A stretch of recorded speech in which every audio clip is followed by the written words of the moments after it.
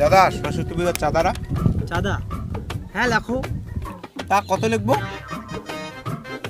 লেখো 10,000। 10,000? কেন 10,000 কম হয়ে গেল নাকি? না মানে 10,000। তাহলে 20,000 লেখো। 20,000? 20,000ও মনে হয় কম হয়ে যাচ্ছে। এক কাজ করো, 50,000 লেখো। 50,000?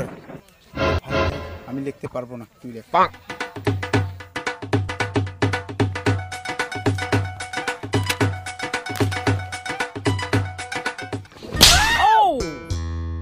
তোদের বাপ কোনদিন সরস্বতী পূজা 50,000 টাকা চাইছে?